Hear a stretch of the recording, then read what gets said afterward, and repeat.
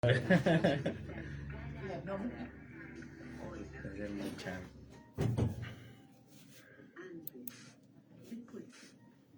Yo tengo como un pequeño disco de los apellidos de los argentinos porque todos son diferentes. No.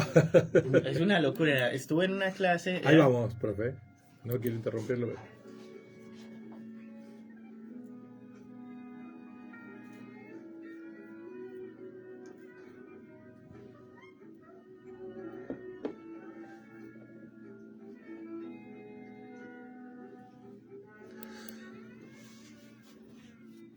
Tenemos visitantes en nuestro programa, celebramos la posibilidad de charlar con especialistas en cuestiones que nos atraviesan como denominador común. Le damos la bienvenida a José Fernando Rodríguez Marulanda, que es docente universitario, catedrático colombiano, que está haciendo un doctorado en la Universidad Católica de Córdoba y que estuvo desarrollando en nuestra ciudad una conferencia sobre geopolítica, poder y conflicto. Un gusto, José, gracias por visitarnos. ¿Cómo va? No, muchas gracias a vos, a todo tu equipo y un saludo muy cordial de mi parte para vos, para tu equipo y para todos los seguidores en tus redes sociales y los radioescuchas. De verdad muy contento de estar aquí en este escenario tan importante. Bueno, y me dijo, soy hincha de Talleres porque está haciendo Talleres de Córdoba, por más que no ande muy bien, porque está haciendo un doctorado en la Universidad de Córdoba y se empatizó con Talleres rápidamente. ¿Alguien te obligó a ser hincha de Talleres o te gustó la camiseta? No, recién llegué a Córdoba, justo estaban en el clásico de Belgrano contra Talleres. Sí. Talleres. Y me decían que durante mucho tiempo ese clásico era como empates. Efectivamente. Y justo ese día también empataron. Sí, Entonces... sí. Hay mucha pareja en Córdoba. Sí, y mucho fanatismo. Un clásico muy, pero de los que, bueno, califican a la hora de las pasiones. Sí, y por ahí hubo un par de colombianos jugando en Talleres de Córdoba. Entonces por ahí tenía algunas referencias y más como con esto de, nosotros en Colombia le decimos la recocha, como de charlar, como de molestar con los compañeros. Terminé yendo al Kempes y de ahí ya la pasión. La pasión. Bueno, José, hoy para los especialistas en relaciones internacionales debe ser un momento muy interesante, de esos que llamamos en la Argentina, se queman los libros, ¿no? Está cambiando el mundo. El poder está en conflicto. ¿Por qué razones? Bueno, yo creo que en Colombia tenemos un dicho y es que cuando el mundo entra en caos, ahí es donde se necesita un internacionalista.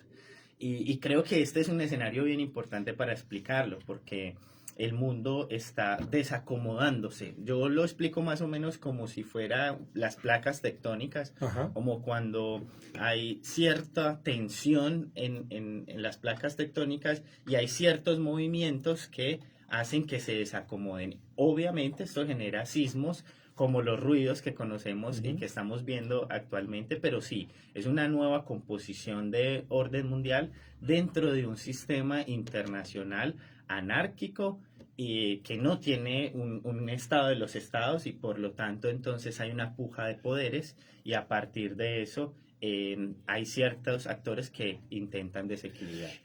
Vamos hacia nuevas categorías, profesor, porque estábamos acostumbrados en una época, primer, segundo y tercer mundo, en otra época la Guerra Fría, la bipolaridad, después entramos en zona de globalización, o después la multilateralidad, y ahora ¿hacia dónde vamos? Porque la verdad que, como usted lo mencionó al comienzo, el mundo entró en caos.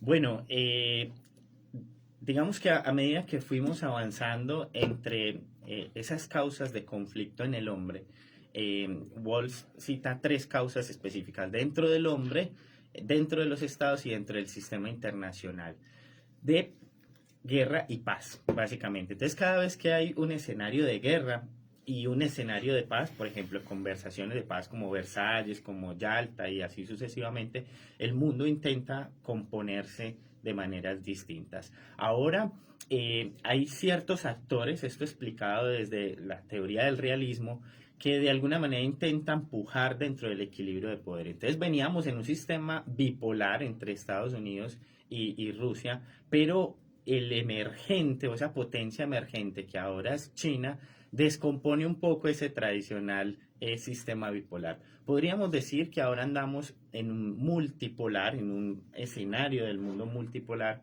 en donde el equilibrio de poder como concepto para poder explicar este tipo de relaciones internacionales es fundamental.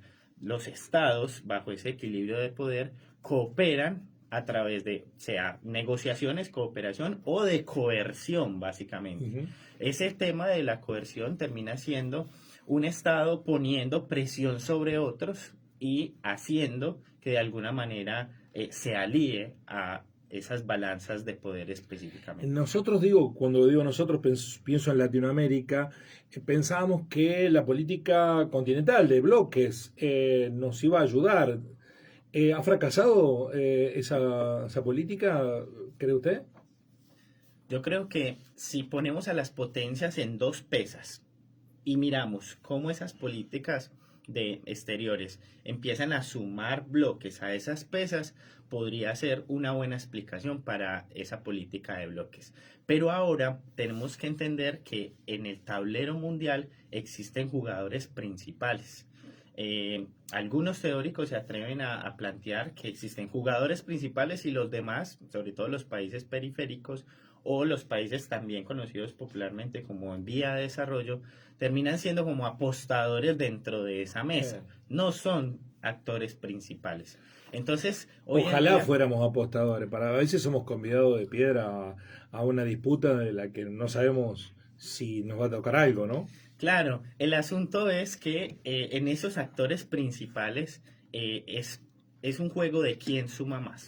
En las relaciones de poder, básicamente el concepto a explicar es los juegos de suma cero. Entonces, en una disputa en este momento entre Estados Unidos y China, el que logre acumular más poder le está quitando inmediatamente poder al otro. O sea, a medida que yo gano, el otro va perdiendo específicamente. Entonces, hoy vemos, por ejemplo, cómo Europa, por ejemplo, se desnuda ante la falta de apoyo de Estados Unidos y cómo en ese juego de poder, de encontrar pesos en esa balanza, tiene que entrar a mirar hacia China, por ejemplo, para de alguna manera sopesar eso. En cuanto a Latinoamérica, pues también se ve una gran oportunidad de balances de poder.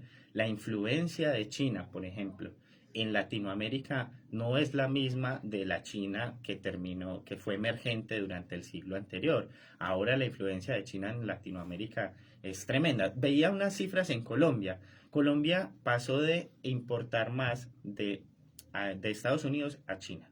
O sea, la influencia del país asiático en nuestro territorio ha venido creciendo mucho más y somos esas fichitas que nos vamos sumando a esas balanzas de poder. Algunos ponen en duda las categorías tradicionales, profesor, de análisis del mundo. Hablan de la desaparición de los estados como unidades de poder y que son las corporaciones las que gobiernan el mundo y que todos terminamos siendo súbditos de esas corporaciones. ¿Es tan así de real?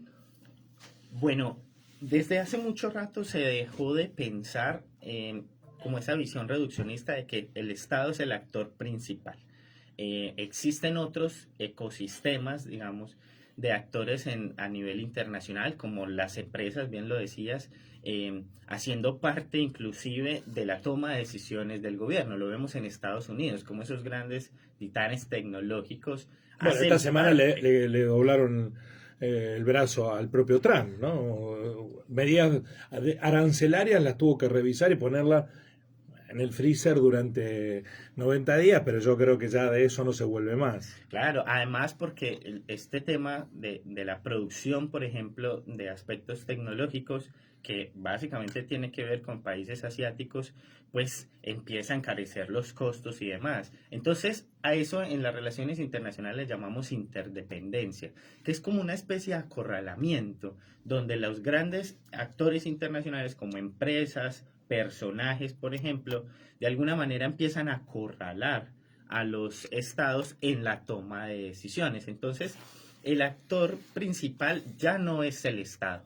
Es una gran cantidad de actores que se mezclan allí y que para tomar una decisión, en el caso, por ejemplo, de Trump, bien lo decías vos, se necesita inclusive el consenso de otros actores internacionales. Por ejemplo, en el caso de la Casa Blanca, los titanes de la tecnología que en este segundo periodo han acompañado a Donald Trump. Que parecieran tener la gobernanza real del mundo, ¿no? Los titanes de la tecnología, digo, la capacidad de pensar, de decidir, parece estar influenciada por las redes sociales, por lo que nos imponen los algoritmos. Y creo que estamos en una guerra tecnológica impresionante. Por ejemplo, si equilibramos el tema de ChatGPT en inteligencia artificial con DeepSeek, donde miramos cómo ese uso, por ejemplo, de inteligencias artificiales están siendo fundamentadas bajo también una guerra comercial, por ejemplo, la búsqueda de todos esos elementos que sirven para las inteligencias artificiales, aunado a otros escenarios como la búsqueda de minerales en tierras raras, por ejemplo, para temas de coches eléctricos y este tipo de cosas, pues quiere decir que estamos virando ya no a una guerra de armas tradicionales y convencionales, sino más relacionada entre la tecnología y la economía, por ejemplo. Algunos académicos como Chris Miller hablan de guerra de los chips, de los microchips, que de ahí, por ejemplo, hay una gran tensión en Taiwán, lo que se conoció como la China republicana, como la República de China y no la República Popular de China. Y en ese mundo que se viene, ¿qué rol nos cabe a nosotros, a los seres humanos como individuos?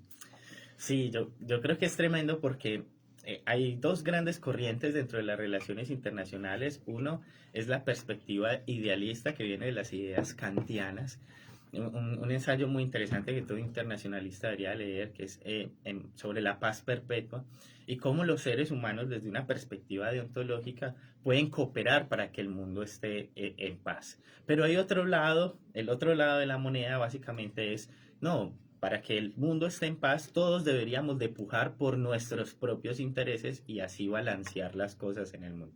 Creo que los seres humanos estamos llamados a repensar un poco esas visiones desde los poderes hegemónicos. Por ejemplo, el poder hegemónico de Estados Unidos, que hoy se ve en decadencia frente a una emergente potencia como China, por ejemplo, a ser parte de escenarios disruptivos, por ejemplo, como lo hace la India, por ejemplo, como lo hace los BRICS y así sucesivamente.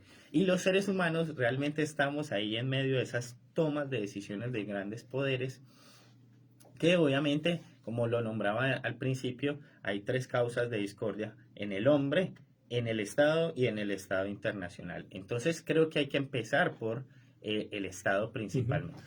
Está con nosotros en el cara a cara José Fernando Rodríguez Marulanda, docente, catedrático colombiano, profesor visitante de la Universidad de la Gran Colombia. Entiendo que ayer en la agenda suya estuvo lo ambiental también. Bueno, realmente hablamos sobre políticas de paz en temas específicos en Colombia a través de unos resultados de investigación en donde comparamos procesos de paz en nuestro país propios de nuestra nación, que hemos tenido pues una larga tradición en estos escenarios, inclusive de guerra y de paz, de los cuales todavía nos falta un largo camino, sí, pero hemos aprendido muchas cosas para mensurar y hablar de esa realidad, ¿se la aborda desde un constructo de ideas fuerza que sostienen lo que nosotros llamamos nuestra ideología? ¿O como en alguna vez se pronosticó, el fin de las ideologías hoy está más presente que nunca? Bueno, yo creo que hay una perspectiva muy interesante en el marco de todas las ciencias sociales, la ciencia política y las relaciones internacionales, que es muy, muy complicado y muy comprometedor entrar a predecir cosas que vayan a pasar.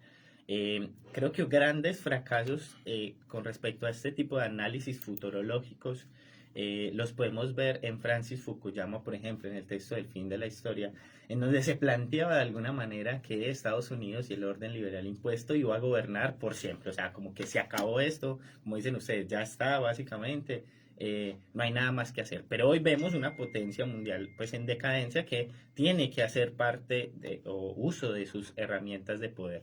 Entonces, la concepción ideológica termina digamos, en un segundo plano frente a los intereses económicos, que básicamente son pensados bajo el interés nacional. En este momento esa política de proteccionismo de Estados Unidos es una política que obviamente representa el capitalismo, digamos que salvaje en esa medida, pero que de alguna manera rompe con lo tradicional, tanto que se lleva al extremo el conservadurismo, lo que se plantea también como la extrema derecha. Y finalmente quiero preguntarle de su Colombia, porque el presidente Petro está muy atento a los cuestionamientos que nuestro presidente Javier Milei le ha realizado, que lo acusa de comunista, bueno, de lo que ya se sabe. ¿Cómo caen los colombianos esa disputa o esa agenda de confrontación de dos pueblos que tenemos una historia de relaciones empáticas, más allá de que todavía nos duele el 5-0 que nos metieron con la selección en el Monumental? No, a nosotros nos duele recientemente que perdimos la Copa América. De verdad, con mucho dolor. Pero bueno, yo creo que nosotros tenemos una historia de hermandad. Ayer nos preguntaban acerca de esa controversial y polémica relación que existe entre nuestros dos jefes de Estado. Y yo me remitía literalmente a un encuentro muy lindo en Ecuador entre Bolívar y San Martín. Lo hablábamos en la clase del profesor Pablo con respecto a esas hermandades, primero pues como esa lucha de libertad en América, una libertad frente a los españoles específica, no desde el espectro político. Entonces, hay ciertas diferencias entre Gustavo Petro y Javier Milei porque Colombia nunca había tenido un gobierno o progresista o socialdemócrata o de izquierda. Siempre había sido gobernado por la derecha tradicional que generalmente, digamos, que ama los delfines políticos. En Colombia los hijos de los presidentes están destinados a ser presidentes y es una élite. Petro rompió eso. Petro rompió eso. Por ahí Uribe también rompió, digamos, ese tipo de cosas, pero siendo pues de la derecha.